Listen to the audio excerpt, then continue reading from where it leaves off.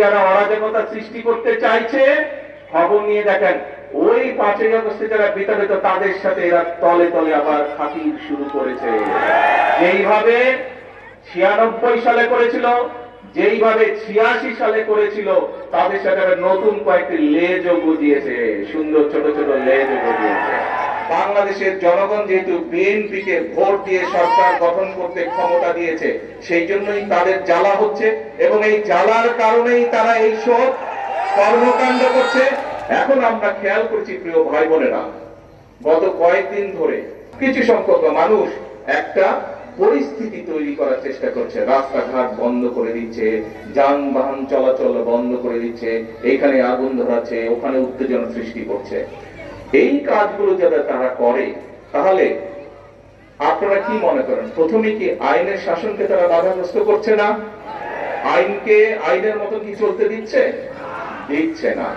আমরা খেয়াল করে দেখেছি যে এই যে অন্তর্বর্তীকালীন সরকার যখন ক্ষমতায় ছিল, সেই সময় আমরা দেখেছি দেশে কয়েকটি দুঃখজনক এরকম অন্যায় ঘটেছে। সেই অন্যায় যখন ঘটেছে, আমি নিজে সেই সকল বাচ্চার মায়েদের সাথে কথা বলেছিলাম।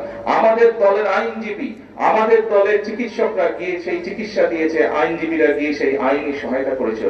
কিন্তু তখন আজকে যেই সকল ব্যক্তিরা হইচই করছে, রাস্তা অবরোধ করছে, বড় বড় কথা হচ্ছে, সেদিন কিন্তু তাদেরকে আমরা মাঠে দেখিনি, সেদিন কিন্তু তাদেরকে আমরা দেখিনি যে তারা অবরোধ করেছে। তাহলে কি আমরা ধরে নেব আজকে যেহেতু জনগণকে 12 তারিখের নির্বাচনে বাংলাদেশের জনগণ যেহেতু বিএনপিকে ভোট দিয়ে সরকার গঠন করতে ক্ষমতা দিয়েছে, সেই জন্যই তাদের জ্বালা হচ্ছে এবং এই জ্বালার কারণেই তারা এই সব কর্মকাণ্ড করছে? তাই তো আমরা ধরে নেব, তাই নয় কি? এই রকম পরিস্থিতি তৈরি করতে চেষ্টা করছে। তারা কিন্তু কৃষককে নিয়ে কোনো কথা বলে না। যারা একটা ঘোলাটে পরিস্থিতি তৈরি করতে চেষ্টা করছে, তারা দেশের মানুষের কর্মসংস্থান নিয়ে কোনো কথা বলে না।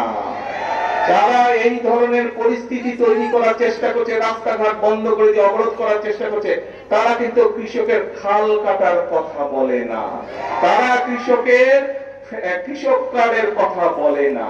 যারা এই ধরনের অরাজক পরিস্থিতির সৃষ্টি করার চেষ্টা করছে, তারা কিন্তু ছোট ছোট গ্রামের মাসুম বাচ্চারা কিভাবে স্কুলে খালি পায় যায় সেই দিকে তাদের খেয়াল নাই, তাদেরকে নতুন পোশাক দেওয়ার কথা বলে না। প্রত্যেকটি ক্ষেত্রে তাদের সেই অরাজক পরিস্থিতির কারণে ক্ষতিগ্রস্ত হবে গ্রামে বসবাসকারী খেটে খাওয়া মানুষ। এই এখন যারা অরাজকতা সৃষ্টি করতে চাইছে, খবর নিয়ে দেখেন ওই 5ই আগস্টে যারা বিতাড়িত তাদের সাথে এরা তলে তলে আবার খাতির শুরু করেছে। যেইভাবে 96 সালে করেছিল, যেইভাবে 86 সালে করেছিল, তাদের সাথে নতুন কয়েকটি লেজও গজিয়েছে, সুন্দর ছোট ছোট লেজও গজিয়েছে। এই দেশের মালিক কারা? জনগণ। বিএনপি সরকার সেই জনগণের ভাগ্যের পরিবর্তন করতে চায় জনগণকে সাথে নিয়ে।